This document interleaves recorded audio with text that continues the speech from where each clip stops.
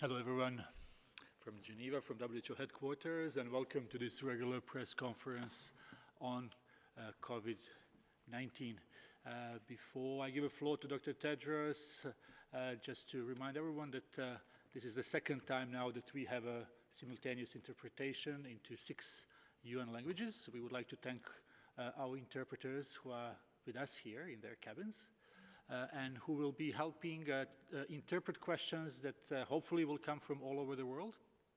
We have tried to promote this new interpretation that we have, so hopefully we will get more journalists from all over the world. I will remind everyone, please, to be short in their questions so we can take as many as possible. I understand that we may have a Portuguese as of Friday, but we will confirm that as well. We have sent you a number of press releases from different WHO offices in the regions, but also in countries. Hopefully that gives you some information about what WHO is doing around the world. Today, Dr. Tedros, Dr. Maria Van Kerkhove, and Dr. Mike Ryan are here with us to answer your questions, but I will give the floor first to Dr. Tedros.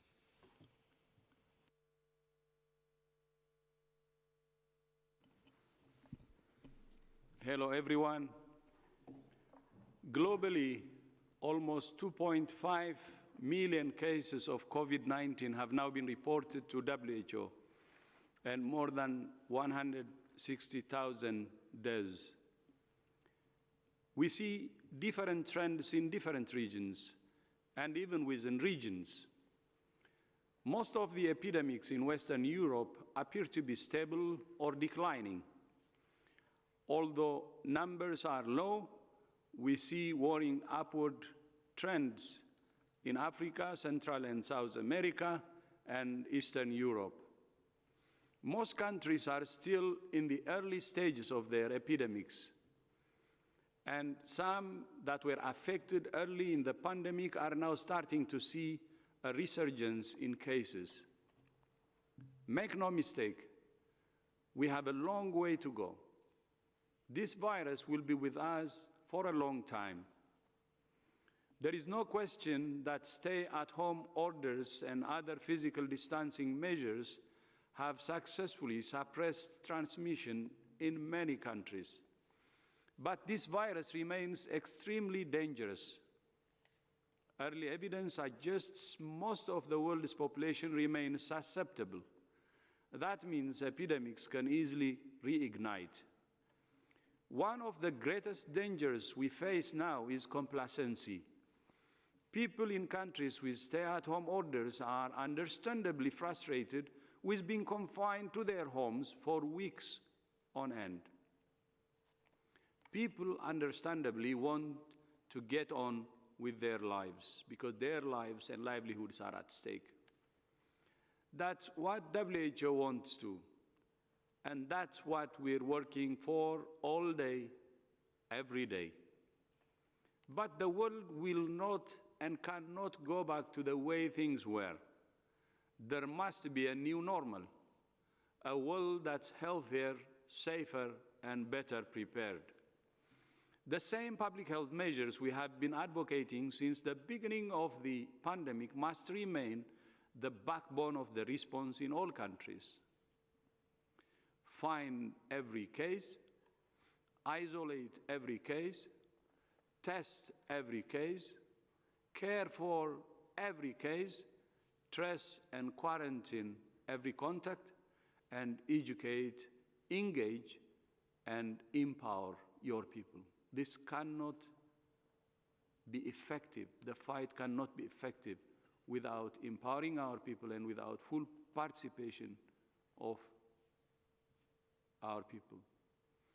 Countries that do not do these 6 central things and do them consistently will see more cases and more lives will be lost. To be clear, WHO's advice is to find and test every suspected case, not every person in a population. WHO is committed to supporting all countries to save lives. And we're also committed to human rights and to fighting stigma and discrimination wherever we see it. There are disturbing reports in many countries in all regions about discrimination related to COVID-19. Stigma and discrimination are never acceptable anywhere at any time and must be fought in all countries. As I have said in many times, this is a time for solidarity, not stigma.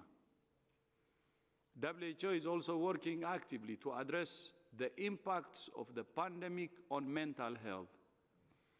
Working with mental health experts around the world, WHO has produced technical guidance for individuals and health workers, recognizing the enormous strain they're under. In addition, we have also developed a free children's book about COVID-19 with partners from UNICEF, UNHCR, IFRC, and UNESCO, among others. In less than 2 weeks, we received requests to translate the book into more than 100 languages. And the book is now being used among Rohingya children in Cox's Bazar and children in Syria, Yemen, Iraq, Greece, and Nigeria. One of WHO's core functions is to provide evidence-based technical advice to countries. This is not something we do alone. Every day, we work with thousands of experts all over the world to collect, analyze, and synthesize the best science and turn it into guidance that we give back to countries.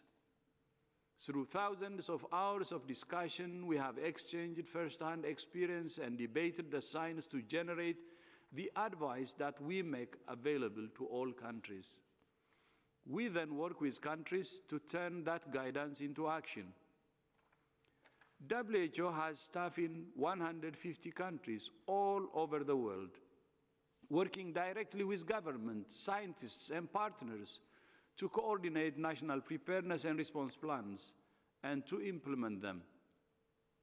I would like to use this opportunity to thank all my colleagues all over the world in all our 150 offices for their hard work and commitment.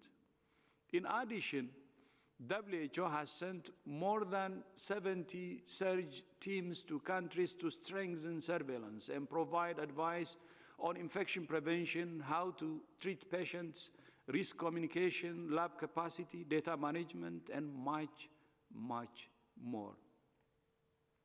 We have also brought in external support through our Global Outbreak Alert and Response Network and Specialist Emergency Medical Teams, what we call GORN, or Emergency Medical Teams, EMTs. And I would like to thank GORN. In addition to supporting countries, we also track progress globally among countries that have reported data to WHO. 78% have a preparedness and response plan in place. 76% have surveillance systems in place to detect cases. And 91% have lab testing capacity for COVID-19. But we still see many gaps around the world. Only 66% of countries have a clinical referral system in place to care for COVID-19 patients. Only 48% have a community engagement plan. And only 48% have an infection prevention and control program and standards for water, sanitation, and hygiene in health facilities. In other words, there are still many gaps in the world's defenses, and no single country has everything in place.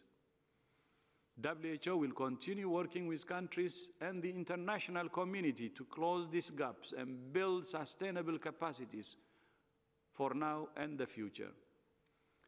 But we are not alone. We work with partners all over the world to harness their expertise and networks. Earlier this week, WHO and the International Telecommunication Union announced that we're partnering with telecommunications companies to reach people directly on their mobile phones with text messages about COVID-19. This will help reach half of the world's population that doesn't have internet access starting in the Asia-Pacific region and then rolling out globally. We're calling on all telecommunications companies globally to join this initiative to help unleash the power of communication technology to save lives.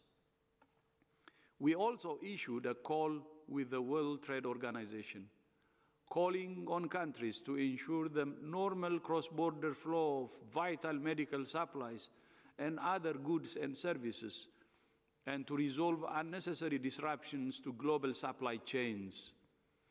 We need to ensure these products reach those in need quickly, and we emphasize the importance of regulatory cooperation and international standards.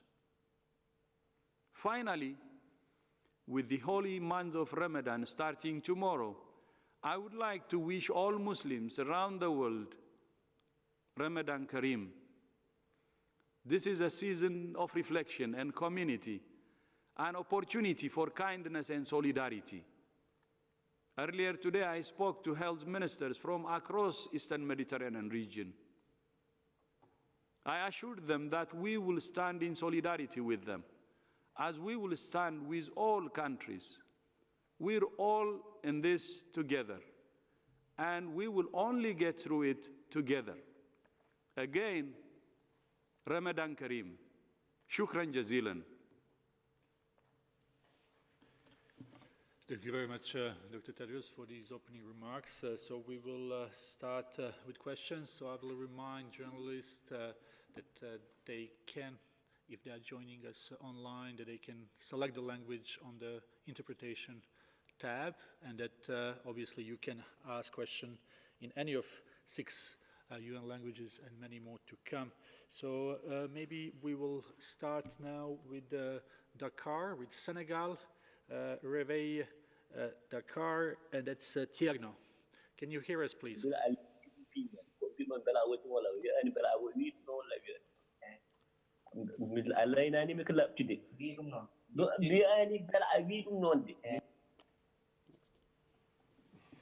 Sorry, I think there was a little issue. Let's go to maybe, do we have Jeremy from?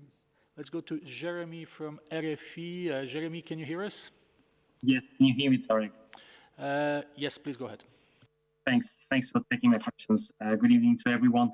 A question about your position on easing or maintaining the lockdown for people at risk and people over 60 years old, considering what Dr. Tedros said, that we won't see basically the end of this until we have a safe vaccine. It means next year, probably. So does it mean that we have to refrain ourselves from seeing our parents or grandparents until then? Is it what WHO mean in the end? Thank you. So thank you for the question. I will start. So there are a lot of considerations that need to be taken into account when countries and decision makers are deciding to lift some of these public health and social measures. It's not a one-size-fits-all. And what countries need to do and what decision makers need to do is to evaluate the situation in their countries at the lowest administrative level as they can to determine what can be lifted, where, and when.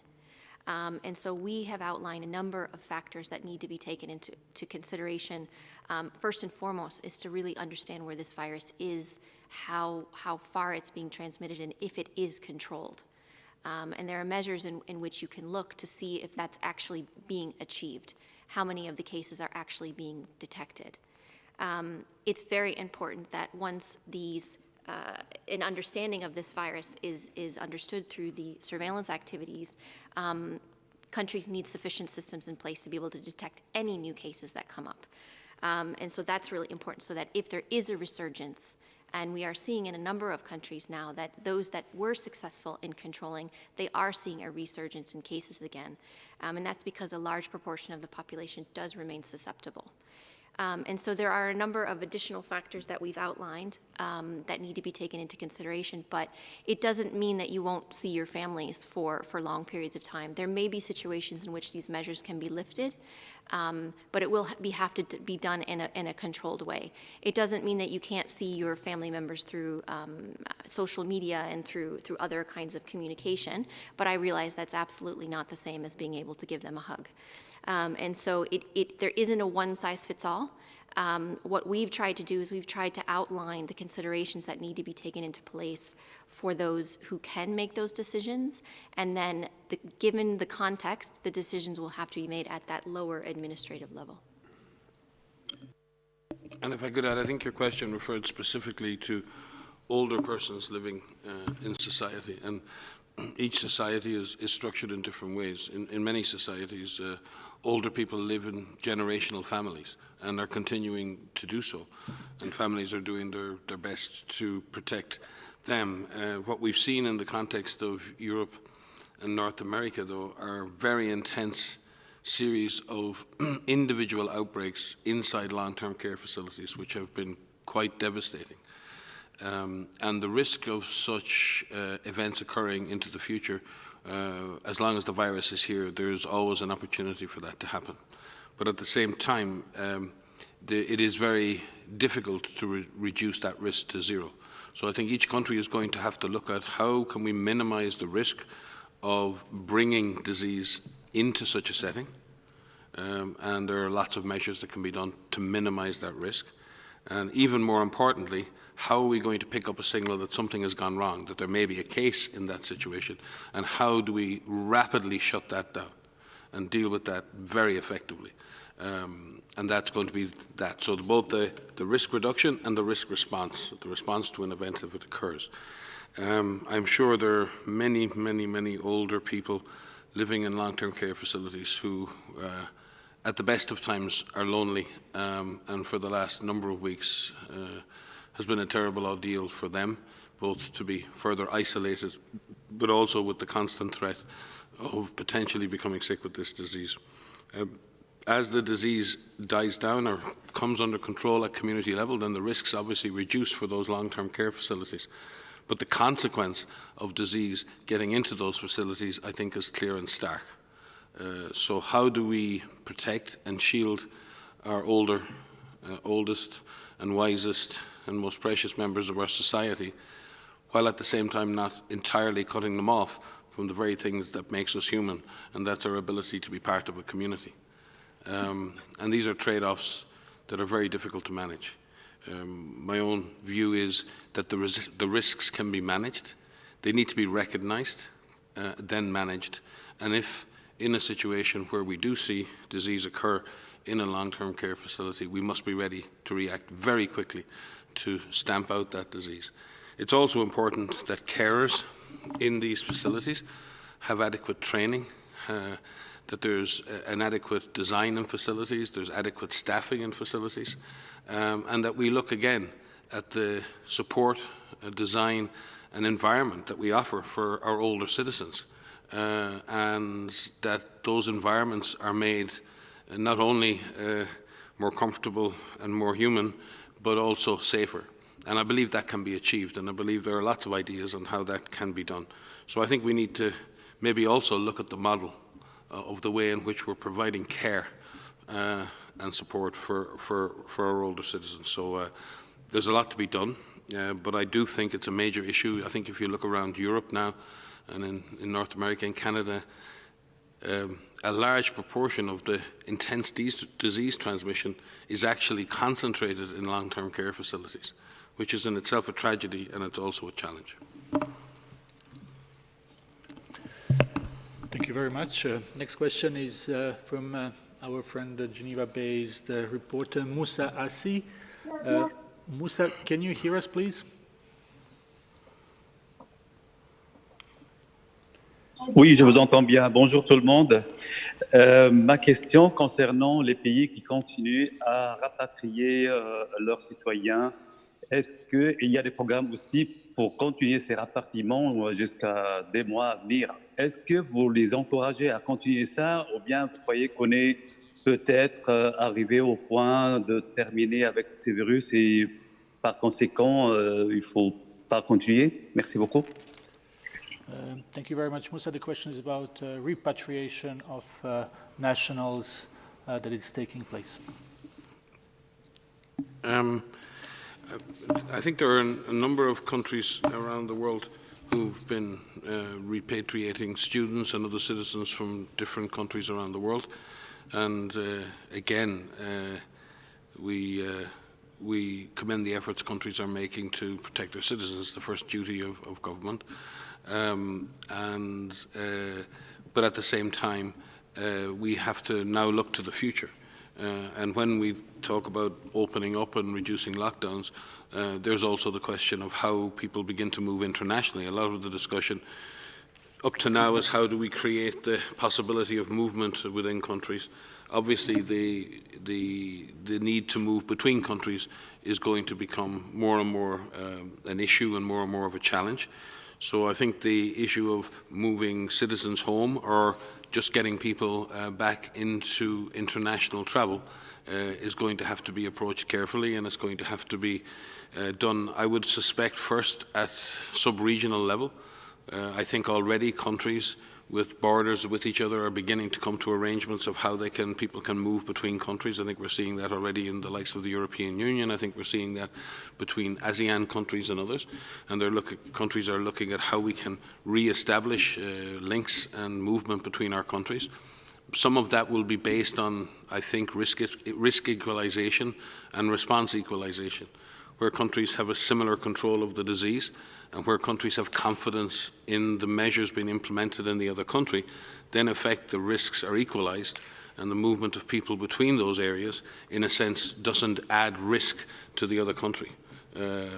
Where there's a differential in transmission and where their disease is under control in one country and maybe out of control in another, then countries will have to look at how they manage travel from those countries, and that would include their own citizens. So I think a lot of the initial work that's going on is at sub-regional or regional level, and then opening up global travel, again, is going to require careful risk management, adjustments by everyone. We've said it, I think everyone is saying it, the new normal. I mean, society, until we have longer-term solutions for this and until we understand this virus better and its transmission and whether it will come back in a more damaging way even, we have to be very prudent. But I believe, again, these risks are manageable because if, as the Director General has said many times, countries have in place the 6 elements of detection, testing, isolation, quarantine, care, and educated communities, then I believe those ingredients can bring, and if every country is implementing a similar strategy, and if every country gets to a point where the disease is under control, then the risks between countries become more equalized, and the movement of people then can be easier. And I think there's a lot of discussion on that, and WHO will be very pleased to bring countries together. We're already convening countries at regional level to discuss these matters. I know the Director General spoke with ministers in the Eastern Mediterranean region today. There have been a whole series of different engagements from our regional directors and others over the last couple of weeks. So we will continue to work with countries to support them in trying to find ways to create and sustain movement both within and between countries in the coming weeks and months. Thank you very much, Dr. Ryan. Next question comes from Christophe from Rwanda. Christophe, can you hear us?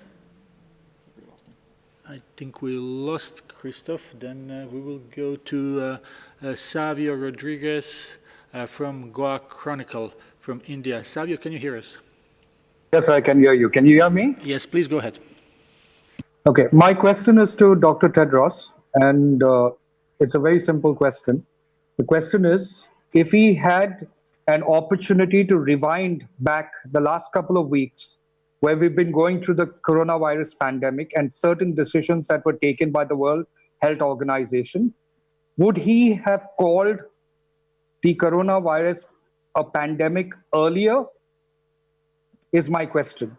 If he had the opportunity to rewind and go back, would WHO have called the pandemic earlier than it did much later?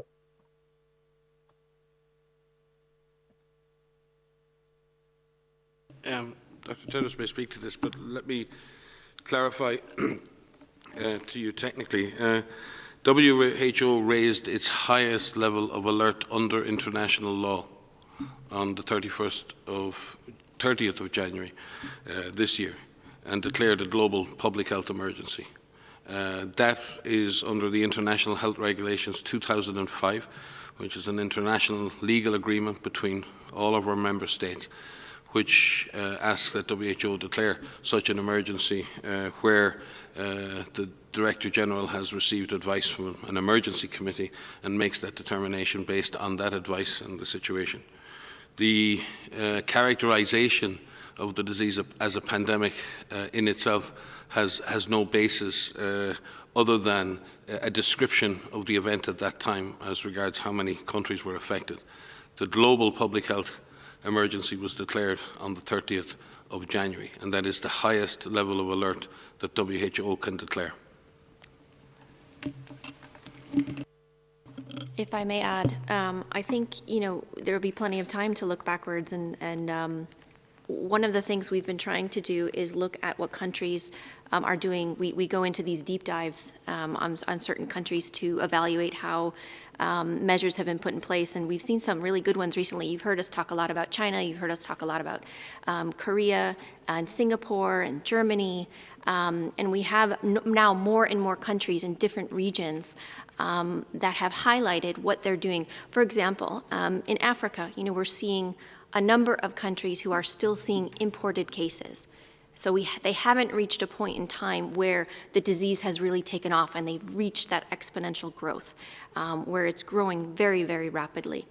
And in many countries, what they've done is they've implemented some of these public health measures and social measures they've put in place when they've had less than 100 cases in each country. And in doing so, they've been able to slow it down. They've been able to slow down that transmission. And importantly, once those measures were in place, which are difficult, which have societal impacts, which have economic impacts, which have personal impacts, it slowed down transmission of the virus, and that time has been used very, very wisely. What we're seeing is in a number of countries, they are doing everything that they can to ramp up testing. So building on existing systems that they have, whether it's national influenza centers that exist. And we're working very hard through our regional offices to ensure that countries have those tests in hand to be able to detect cases. We've seen a lot of efforts across the globe, and in the countries I'm talking about in particular, to sensitize the communities, to empower the communities, to say this is what we can expect, this is what we need to do. This is what you need to do as an individual and in your families, and this is what we need to do as a government. We've seen improved efforts to strengthen surveillance. So whether this is making sure that there is a workforce in place, so actual individuals who can go out and find cases, whether these are people who could do contact tracing, and whether it improves the workforce within healthcare facilities. We have someone online that we can't identify, and who. So I think it's okay now. Sorry for this. That's okay. It sounds like some people have kids at home. So just to say that this time is being used wisely to build up that workforce, to identify where those cases are, to find the contact tracers, and also to ready the hospital systems. So not only building facilities or identifying locations where non-traditional places where mild patients may be treated, getting those beds ready, making sure those supplies are purchased, are acquired, training healthcare professionals in infection prevention and control and clinical care. I think what we're seeing is many countries are using this time to really build that infrastructure, that public health infrastructure and the hospital systems in place to get ready for when those cases do come. So I think that message has reached many, and that's been our message from the beginning, and we will keep saying that because this is what works. So even in countries that are now seeing a resurgence in cases, they're coming back to this again. How do we find every case? How do we test all of the suspect cases? How do we care for all of them appropriately? And how do we trace and quarantine all of the contacts and keep our community engaged? Yeah, thank you. I would like to add to that. I think my colleagues have already said, based on the IHR 2005, what is expected from WHO is declaring the public health emergency of international concern as early as possible, based on the factors. And as Mike said, the highest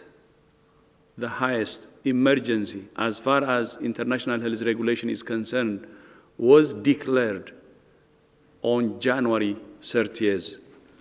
And during that time, as Maria said, there were less than 100 cases. And to be specific, 82 confirmed cases on January 30. Outside of China. Outside of China. Outside China. Of course, in China, we had more cases, but outside China, we had only 82 cases. And most of these cases were actually in the neighborhood. And most of them, since they're in the neighborhood, the rest of the world is still reporting no cases. We had few in Europe, and I can read that for you, what was reported from Europe. We had 5 from France, 1 from Finland, 4 from Germany. That makes it 9. 10 actually. 10 cases in Europe when we declared global emergency. In Africa, we didn't have any case. In United Arab Emirates, from the Middle East, United Arab Emirates had 4 cases. So you can see it for yourself. We triggered the highest level of emergency when the rest of the world had only 82 cases and no deaths. And then to add to that, global emergency is discussed among experts. It's not just one director general who just comes out and declares. We have experts representing all over the whole world coming together as experts and discussing. And they met on 23rd January. They couldn't agree, they were divided. Then, of course, they continued for a second day. Still, they couldn't divide it. They couldn't agree. Of course, they agreed to meet in 6-7 days and then met for a second time on January 30 when they, based on the criteria we have, they were convinced that the criteria is met to declare this global emergency. So I want to be clear again. The most important thing which is expected as a declaration from WHO is the global emergency declaration on January 30. And that was declared based on experts' opinion that was drawn from all over the world, who used the criteria to recommend to me that this is already a global emergency, and that consensus led to a declaration of global emergency from WHO, which I announced myself. So looking back, I think we declared the emergency at the right time, and when the world had enough time to respond, when the rest of the world had enough time to respond. I repeat again, there were only 82 cases and no deaths. That was enough to cut it from the bud. Enough. That was January 30. And this is more than 2 months and 21 days ago, close to 3 months now. Thank you. Thank you very much. We will try now to go to Democratic Republic of Congo. We have Sami there from Congo Czech. Sami, can you hear us? Oui, merci beaucoup pour la parole. Je voulais savoir à quel regard l'OMS porte en général sur tous les médicaments en train d'être développés sur les continents africains pour lutter contre la COVID-19. C'est l'exemple de Covid organique qui est développé, qui a été validé au Madagascar. Il y a également la vipirine au Bénin et même en RDC chez moi, où plusieurs autres médicaments sont proposés, bien que non encore validés par le gouvernement.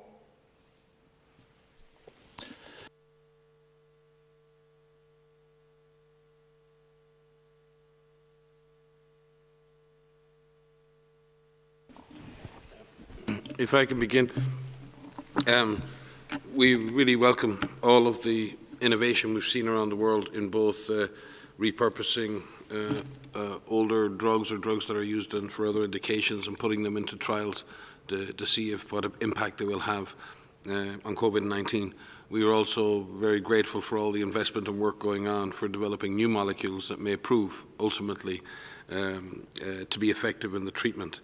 And we maintain a global database of all of those drugs and all of those trials. And we're encouraging all innovators to work through their national regulatory authorities, their national institutes of health, to ensure that any trials that are commenced with proper support and proper authority, proper ethical approval. And Africa has a strong track record in doing such work, and I'd like to congratulate the institutions in DR Congo especially, and Jean-Jacques Muyembe and his staff, because we have a monoclonal treatment which is highly successful for Ebola now, and that was developed in Congo with collaboration with NIH in the United States, but has been one of the first proven therapeutics against Ebola, a life-saving intervention developed in DR Congo and has been used successfully to treat in the last outbreak. Again, there is a tremendous amount of innovation going on in Africa in general. Maria mentioned South Africa, and again, it is interesting the way in which South Africa is bringing the disease under control, and how African countries are actually in many ways, in some ways, showing the way. The strategy in South Africa was based on preparation, primary prevention, lockdown and enhanced surveillance. 67 mobile lab units around the country, 28,000 community health workers trained in case detection, and I think over 120,000 tests completed with a 2.7% positivity rate, which is incredible, that much testing for that return. So we're seeing performance levels there again, congratulating the government and institutions of DR Congo for the superb way in which Ebola has been brought under control. We still have some way to go. So I think in general, we need to leverage the capacities that exist in Africa, the innovation, the science. We need to connect those scientists, we need to connect those laboratories, those clinicians across Africa. Again, the Director General, working with our Regional Director, Chidi Moeti, and the African Union have been heavily engaged in trying to drive innovation, both in the public and the private sector across Africa. And it will be very important that studies in Africa are led by principal investigators from African institutions, and obviously reaching out to collaborators in other parts of the world. And I trust that those capacities exist. And again, to point to the rapid evolution of capacity. At the beginning of this epidemic, and I will point to the fact that WHO began distributing validated testing kits in Africa on the 24th of January, which was 7 days, 8 days a week before the declaration of the global public health emergency. But it was the laboratories at Institut Pasteur in Senegal and NICD in South Africa that trained all of the laboratory technicians from all over Africa, who then met up with their new reagents when they returned home.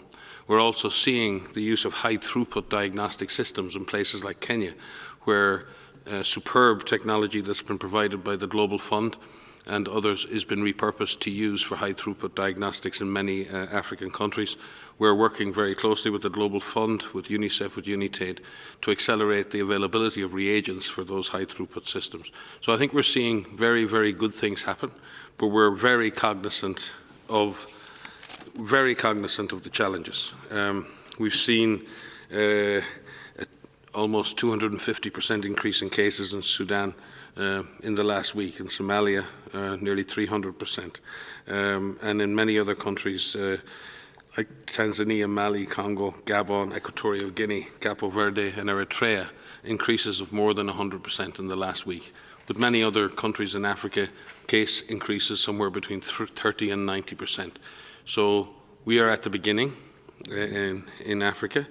I believe that with a focus on preparation, on surveillance, on community mobilization, and on the undoubted capacity for innovation and science in Africa, that we can avoid the worst of this pandemic. But we are also cognizant, as the DG said, that there are lives and there are livelihoods, and the impacts of long-term lockdowns are having a severe impact. So we have to find a way forward in Africa that can balance the risk of the virus against the risk to people's livelihoods and people's lives at the same time. Thank you very much, Dr. Ryan. Now from DRC, we will go to Greece, where we have Costa from ERT. Can you hear us, Costa, please? Yes, I can hear you. Can you hear me? Yes, please go ahead. Yes, thank you very much for taking my question. My question is about COVID-19 and sports. Can you please confirm that there was in the last days a teleconference between WHO and UEFA and the proposal to suspend the football championships until the end of 2020? I can start, and perhaps Mike would like to. I'm not aware of the call, but it could have taken place, but I'm just not aware of it. What WHO does is we provide recommendations on how people can take decision about these types of sporting events and mass gathering events, for that matter, and what needs to be put into consideration, whether to hold it or whether not. The decisions are with them, and we support them in taking those decisions.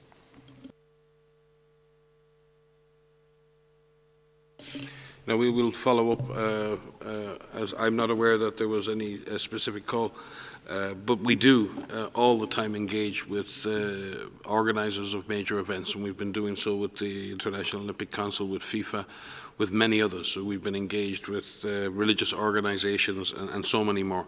And those engagements are frequent and are happening at different levels of our organization. I think UEFA is a European institution, so we'll check with our European office. What's most important in this, in terms of sporting events and others, is sporting events, especially large sporting events, representing themselves mass gatherings. And bringing those types of events back online is going to require some very, very careful planning. We've got a lot of sports fans here in WHO, and we miss our sport too. But we all want to be safe. And therefore, I think sporting organizations and governments, working both nationally and internationally, are really going to have to look at how do we adapt. And this is one of the things we've been discussing internally here, is on the one hand, we have the science and we have the evidence. On the other hand, we have the practical reality of life. Now, how do we adapt our evidential standards to what is the need to live and the need to manage risk at society level? If we all accept that there's no such thing as zero risk, the danger for governments at the moment, or the challenge they face, is that if they do something and there's any risk and then there's a consequence, they're going to be blamed for the consequence. no one will remember that they did that on the balance of risks. They'll only remember something bad happened. Therefore, when you bring a mass of people together and something goes wrong, people won't be shouting afterwards, oh, we were the ones that wanted that to happen. It won't be that. People will say, why did you let that happen? Why did you let so many people come together? And it's your fault now because you've let all these people come together and now we have another outbreak. So what we have to do is come to a new contract, a new social contract that allows governments and communities to engage, to co-manage the risks and say, okay, what risks are we prepared to accept, manage, reduce? So can we look at the real risks? Can we work together to reduce those risks to a minimum that's acceptable? Can we have in place a means then to manage something if it does happen? And then can we do that on a no-fault basis? Can we do that on the basis that we've all agreed that this is the best thing to do?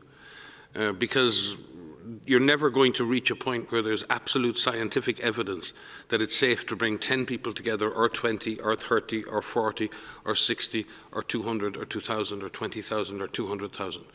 What we know is large numbers of people gathered together in close quarters in the presence of the virus will result in amplification of the disease.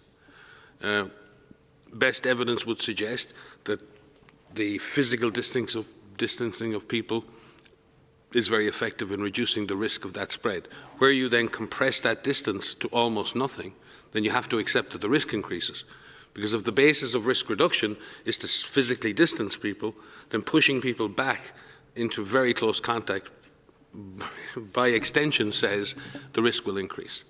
But at the same time, people want to get back to normal life. So I think this is going to be, it needs to be a carefully discussed process. It will be driven by science, but it also has to have an element of practicality about it as well. I'm sorry to not be as precise as you may want me to be, but these are considerations that really have to be considered at a societal level, and it has to be based, yes, on evidence, but it also has to have a practical consideration as to how do you adapt science and evidence to the reality of living lives.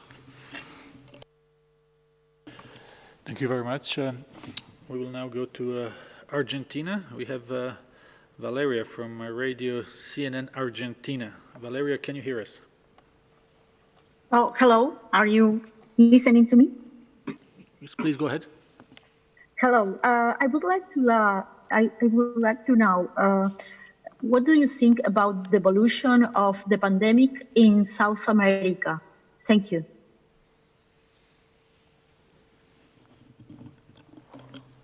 So thank you for the question around the evolution of the pandemic in South America.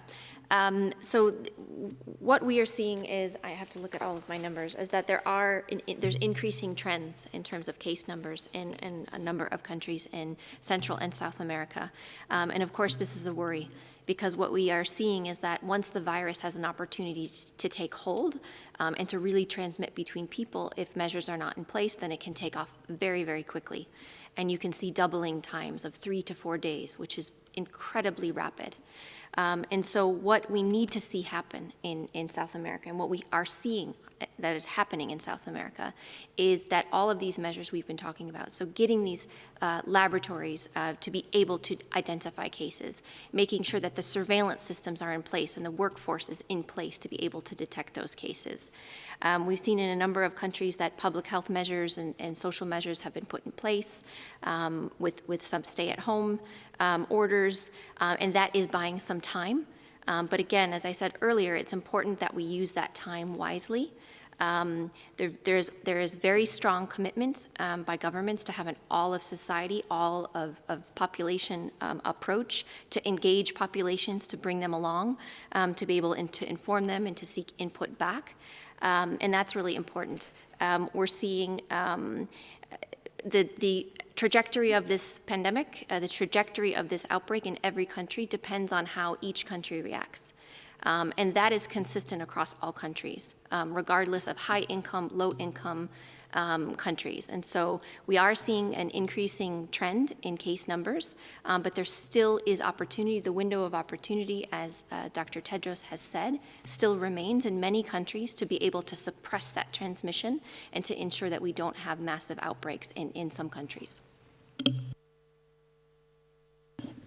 Thank you very much, Dr. Van Kerkhove. Next question, we have Priti Patniak from the New Humanitarian. Priti, can you hear us? Yes. Can you hear me? Yes, please go ahead. Yes, my question was for Dr. Tedros or Dr. Ryan. I wanted to find out, all the considerations that organizations like WHO and its partners take with respect to diverting funding or putting on hold activities that are meant for addressing other infectious diseases and having to take a call vis-a-vis their fight against COVID. What are some of the considerations, if you could speak about it briefly? Hi, Priti. I think all countries face this same issue.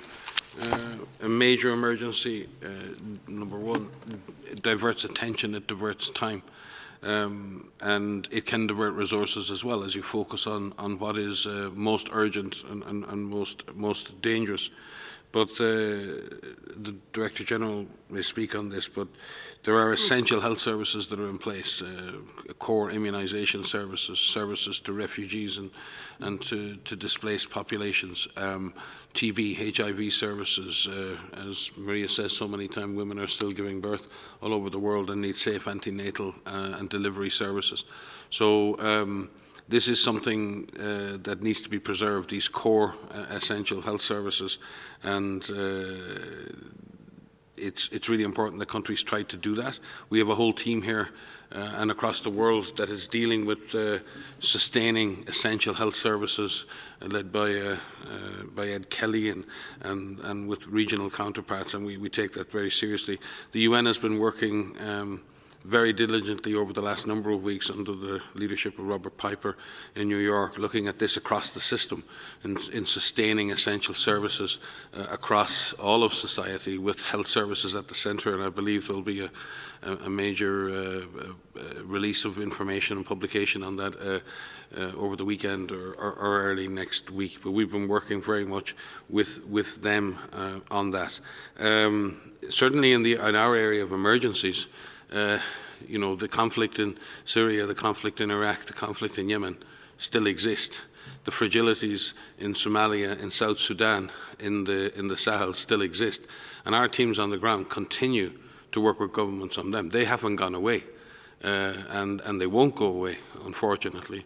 And therefore we continue to be focused on dealing with COVID-19 as well as doing the other things that we do. And we have major programs in all of these areas.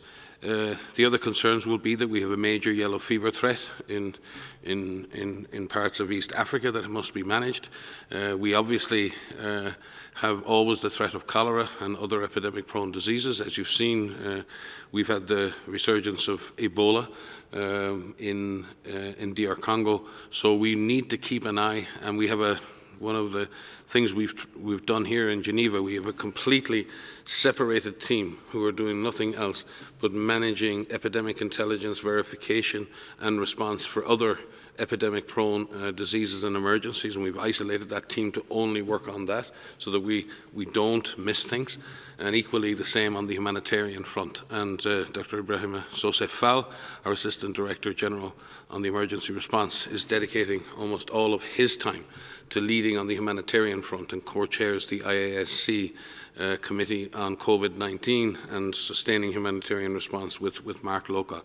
So we've done our best to try and preserve our services and our support to countries across all of these areas.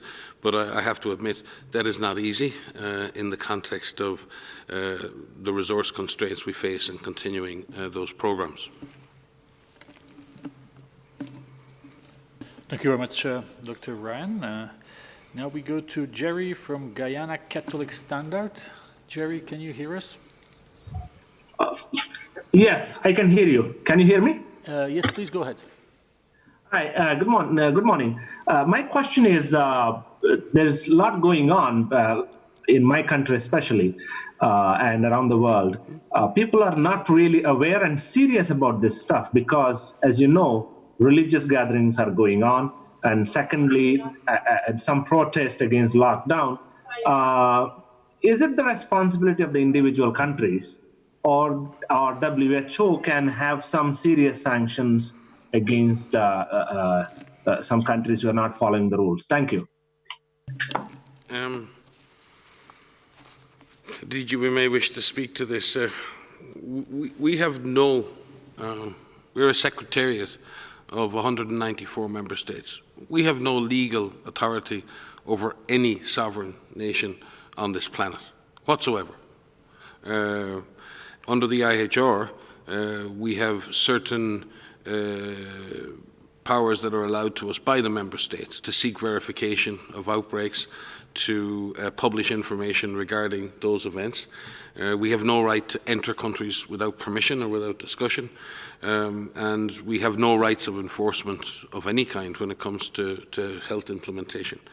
However, we have science, evidence, and the normative role we play, the mandate we have to establish global standards and to give strong advice to countries regarding what are rational public health measures. What we can do is lay out what we believe to be the rational strategies to respond to disease.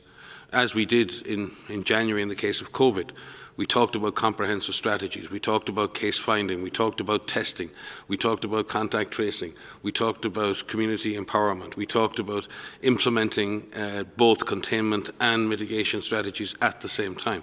We spoke about what was needed to suppress and control this disease. We spoke to that again and again and again.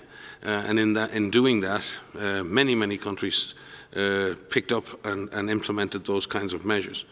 When it comes to what one individual country does, they will see our advice, they may see what other countries around are doing, and they may look internally, very often, and correctly so, to their own public health and scientific communities and ask for advice as to the best way forward. And you'll see that many of the countries that have responded very well to this have relied heavily and worked very closely with their scientific and public health communities and worked hand in hand, politicians working hand in hand, listening to and implementing science-based policy.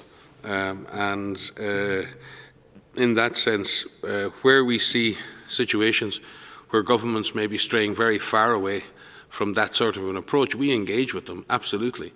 We don't engage in public debate. We don't engage in trial by media. We engage as we do, as a trusted partner. And we engage with those countries strongly and robustly if we feel that their public health strategies are ineffective or not been implemented properly. And we do that time and time again. We also engage when we believe they are. I've just spoken about South Africa and what they're doing. We've spoken about other countries here. We've spoken about Singapore. We've spoken about South Korea and many other countries that have implemented very rational policies. So I think the power that we have is the power to persuade, and persuade through science, persuade through evidence, persuade by demonstrating what other countries are doing and showcasing good examples of good practice. Beyond that, WHO has no power to enforce, no power to put any form of pressure on a country to change what is their sovereign will.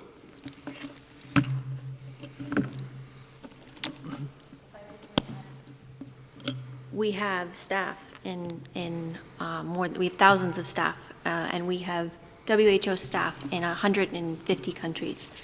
And those staff are working directly with Ministry of Health officials, scientists, public health professionals to persuade, as Mike has said, to advise on what needs to be done and to sit across the table, to sit together, to train, to work hand in hand with our counterparts in countries to help them get through this, to help them plan, to ready their systems, to implement those systems.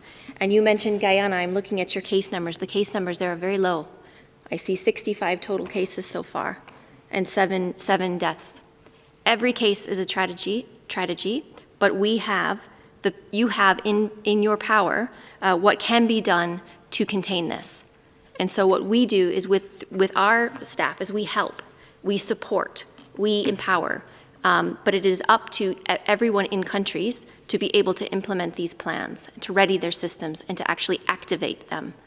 And what we have seen in countries, what we are working on for national strategies is to reinforce the action plans that are developed, to help ministries of health coordinate across different sectors so that there can be an all-of-society approach, to provide recommendations and trainings to engage communities, empower them, so that everyone in the community is part of this fight along with government officials, to have the systems in place to find and test and isolate and care for every case, to ensure that we trace and quarantine every contact. When we say that, that means individuals. That means a dedicated workforce to be able to carry out all of those actions. Incredible frontline workers and healthcare workers who are caring for patients, who are away from their own family members to care for patients, to ensure that we provide clinical care and maintain other essential services that must continue. And we support countries in adapting those strategies as the situation changes. So when cases, before we've talked about the different transmission scenarios, countries that have no cases, that have their first cases, that have clusters of cases, and that have community transmission. So as countries move through those different scenarios, as intensity increases, but in addition to that, as intensity decreases, how do we support countries in adapting those strategies so that they can make sure that they're continuing to suppress transmission and control these outbreaks? So there's a lot that we're doing on a daily basis, but it's through that support and it's through that direct engagement that we have through our country offices and our regional offices to be able to do that. Thank you very much. Next question will come. We go to Kai Kupferschmidt from Science. Kai, can you hear us? Yes, Tariq, thanks a lot for taking my question. This follows on from one of the earlier questions. I'm curious, when you see, protests like the ones in the US against the measures, I mean, obviously WHO does have some experience, in dealing with them, for instance, during the Ebola outbreaks in West Africa, also in DRC. I'm wondering whether, maybe Mike, you can talk a little bit about, what you've learned from these experiences about how best to deal with this.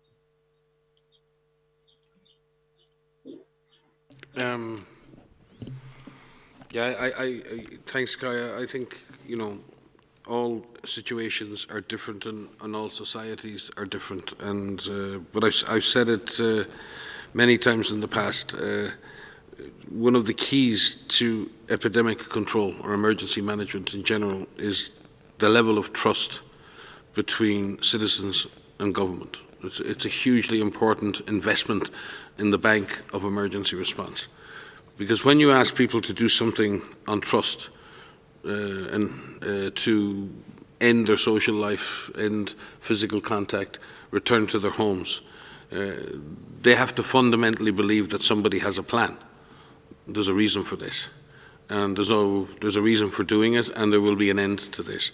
So, and it's the same when you ask someone in the Democratic Republic of Congo to go into an Ebola isolation facility or ask their families to self-quarantine. Very similar situation. And there can be misunderstandings in real time if communities don't understand the purpose. But also, and we've seen this in Congo, where communities can be gamed and have been, in many cases in my experience, there are what are genuine community concerns, if not properly addressed, can lead to tension and lead to misunderstanding and often to negative reactions, which are counterproductive to the control of the epidemic. But also there are many situations in which those reactions and community sentiments are gamed and directed in a way that is counterproductive. And I've certainly seen that in many epidemic events in my time as well. So it's really important that we listen to what communities are saying. It's really important that we understand communities' frustrations. But it's also really important that we then re-engage with those communities to explain why the public health strategy is there. What is the purpose of that strategy and how they are contributing to that? And that's a process of dialogue. And sometimes when we talk about communication, it seems that we talk about one-way communication, what we tell people. So we tell you to do something and then everyone magically goes and does it. That's not necessarily the way things work in all societies. Certainly my experience in Africa and in Asia and in the Middle East is very much about creating a dialogue where there's a two-way communication, where communities can ask questions, communities can understand what's happening, and there's a transparency around what is happening, and that people can actually understand, and there is no confusion between the different levels of the system, and there's a consistency in that communication. It's very easy to become confused if you're hearing one thing from one side, one thing from another side, someone else is telling you something else. You're in the middle suffering and you get frustrated. And it's very easy to manipulate that situation. And it's really important that governments at all levels and in all countries really take on that role of communicating effectively with communities in a two-way dialogue. And that we also engage civil society, we also engage non-governmental organizations and others, and then it's not purely governmental in nature. So yes, communication, dialogue, understanding, persuasion, these are the words we need to be talking about, and empowerment. Many situations, in my experience, communities have felt disempowered by the process, and they want to take action, they want to be involved, and we need to be able to give communities things to do. I see what's many situations now around the world in COVID where, like for example in South Africa, where community health workers are being trained. They're the people on the streets, they're the ones who know the local families, they're the ones who know the local community, they're the ones who can educate and engage. You see the same going on in places like Massachusetts in the US, where you see that same kind of approach to driving community-based approaches. So I think there are good examples around the world where communities can be effectively engaged. And then when communities understand and participate, there tends to be less tension. That's been my experience, Kai, but you know, it's very hard to make comparisons between countries and between communities. Yeah, just a bit. I fully agree with what Mike said. It's at the end of the day the trust between governments and citizens that will help. Even now, I mean, the protests and gatherings in the middle of the pandemic will not help. It will only fuel the outbreak. So we need to use several ways of communication with our citizens. We know how to communicate and help them understand. And I think it would be a good idea to mobilize community leaders here, civil society, religious leaders, to speak to citizens directly, not only just governments, but all public leaders, all community leaders and religious leaders should be involved, and bring the different opinions actually into understanding, especially around this pandemic. This virus is dangerous and it affects everybody. And there should be that understanding, and whatever precautions we take, it is for all of us, for each of us and the whole public in general. At the end of the day, people will understand and cooperate, but we need to use all means we have to have clarity in our message and ask for cooperation using all means that's available, and especially through the leaders they trust, including religious leaders, as I said earlier. Thank you. Thank you very much. Let's go to India today. That's Geeta. Can you hear us, please, Geeta? Yes, I can. Can you hear me? Yes, please go ahead. Thank you so much for taking my question. My question is to Dr. Tedros. Dr. Tedros, while the WHO is not an enforcing agency, it does do a lot of research and assesses and produces reports. So in that, would the World Health Organization be looking at forming a team to investigate the origins of the virus, look at maybe sending a team to China with independent stakeholders as part of that entire investigative team. And also the United Nations has come out with a report saying that stringent lockdowns in developing countries could lead to economic catastrophe. What is your assessment on that, particularly vis-a-vis India?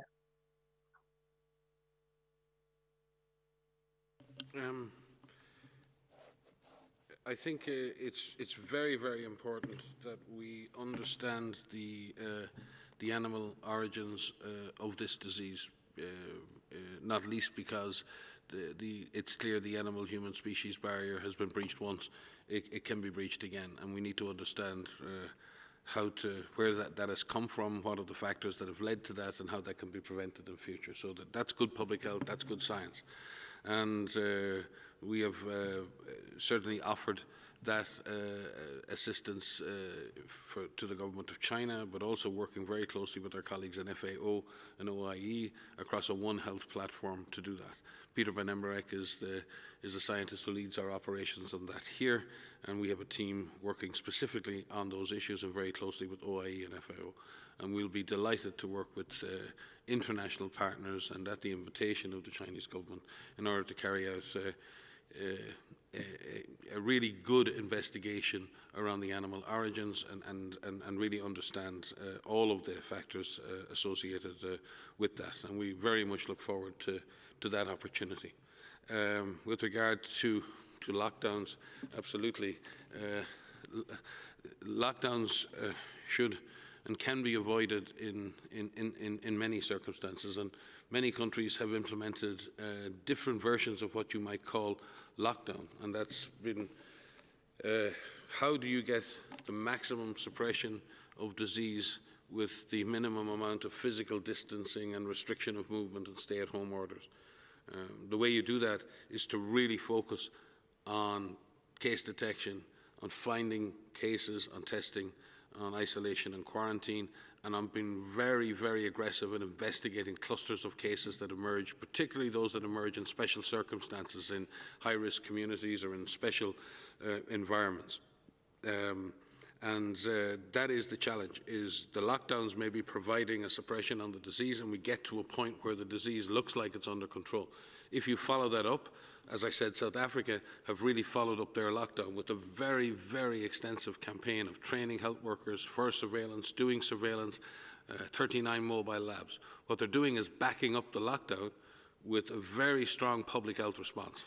And as they put that in place, you can start to ease the lockdown while helping people with their lives and their livelihoods. You can start to ease those lockdowns because you have something else to replace it with. The danger is easing these so-called lockdowns without a replacement strategy. That's the real danger. And there's always a danger, even with the replacement strategy, that there will be outbreaks, but they can be managed, I believe. But exiting lockdown without a strong public health strategy and a strong strategy to strengthen your health system is going to be difficult. I believe India is making progress towards that. I've said it here before.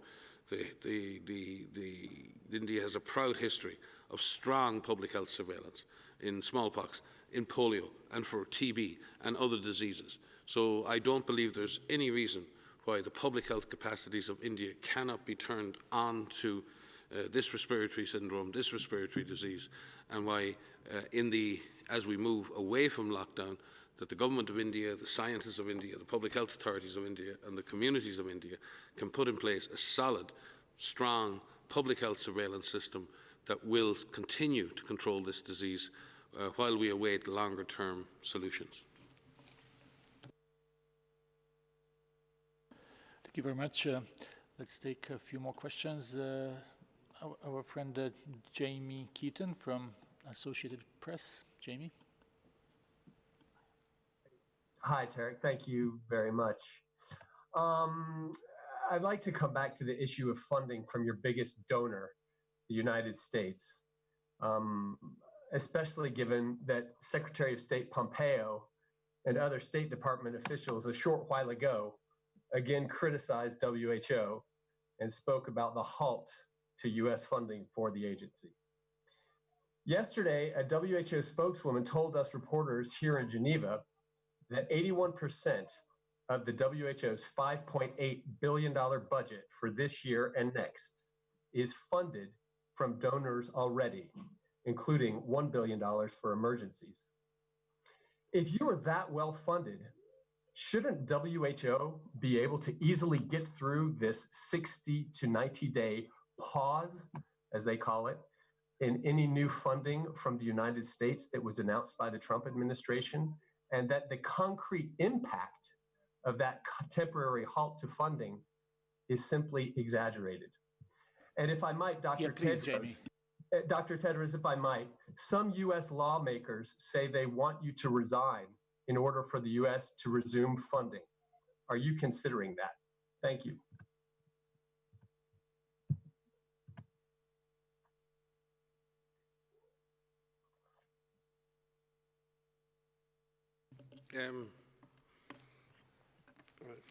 Hi, Jamie. I don't think you've seen me doing too much complaining. I'm way too busy getting on with putting teams all over the world, quite frankly.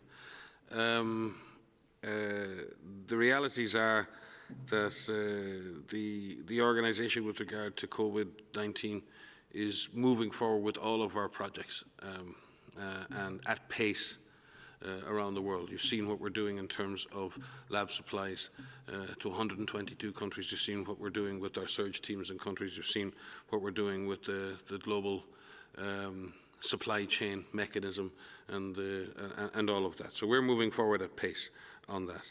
The pause on funding is to WHO's core funding and other projects, the actual funding that WHO receives in the normal cycle.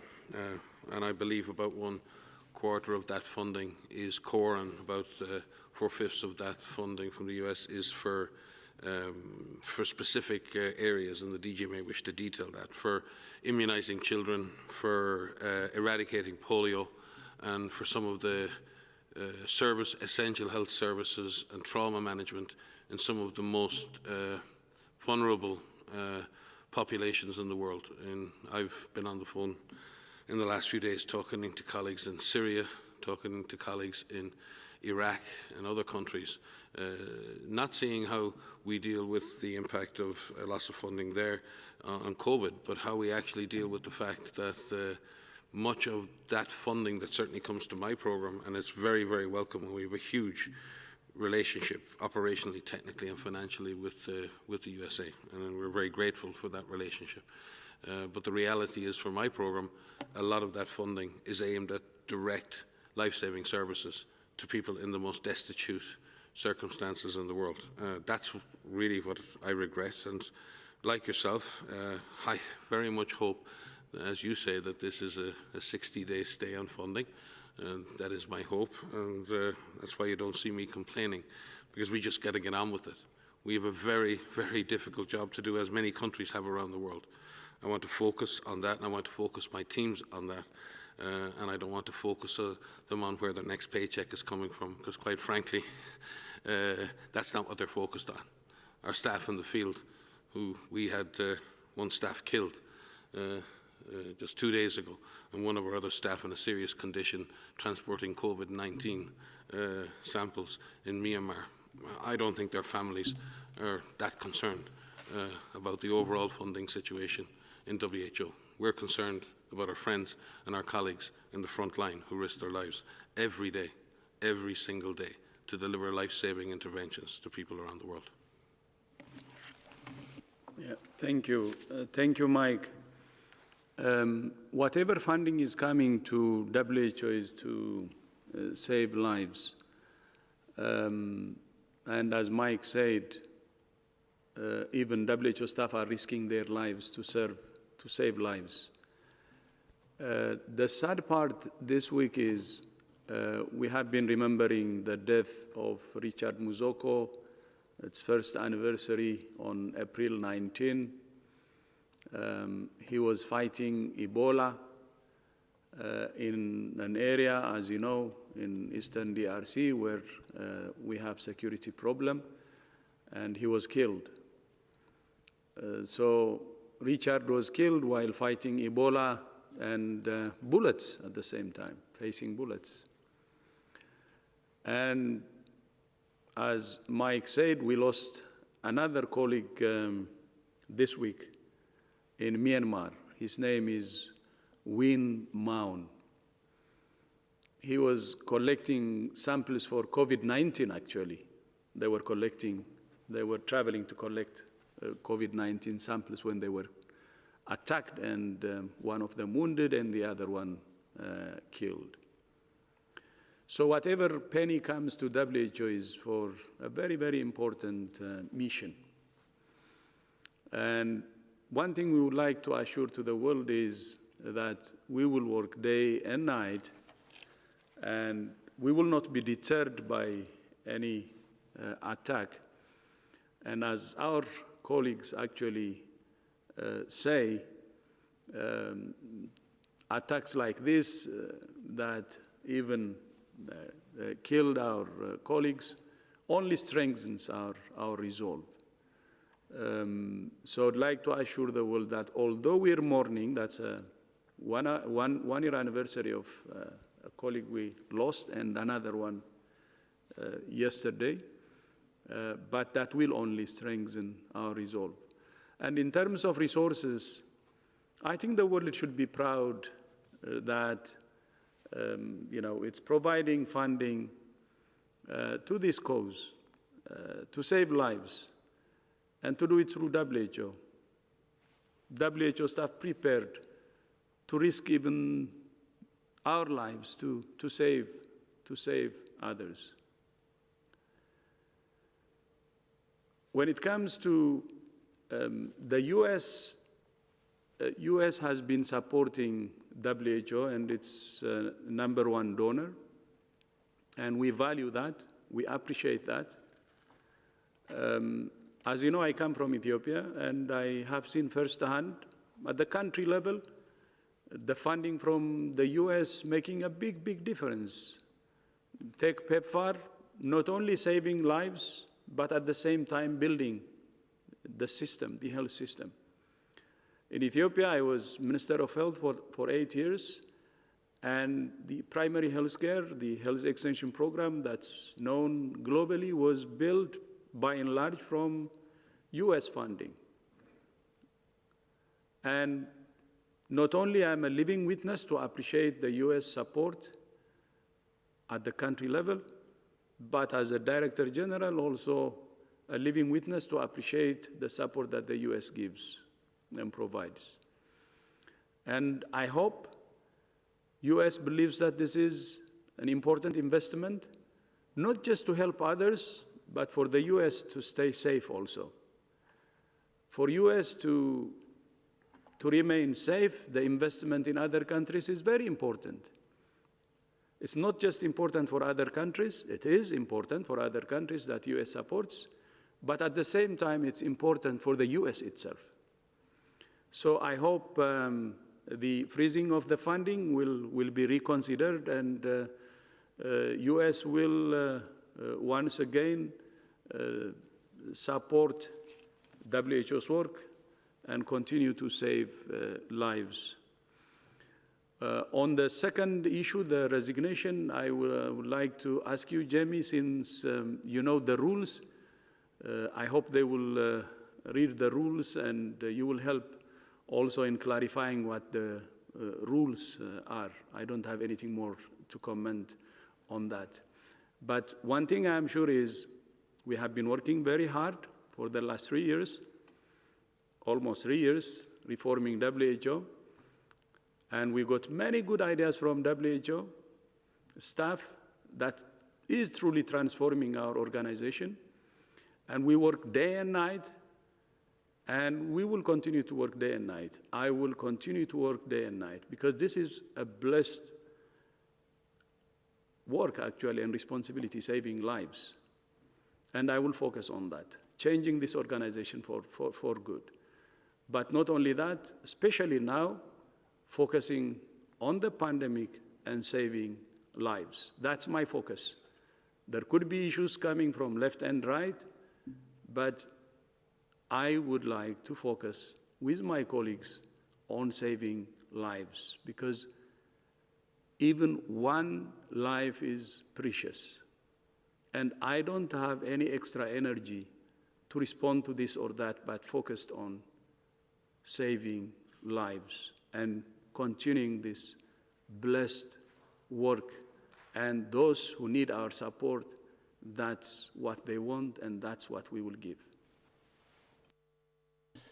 Thank you. I think we will have to finish here. Dr. Ryan has a conference call to go. He's already late, so we will apologize to all journalists online who were not able to ask questions. We will also thank all interpreters for their hard work today.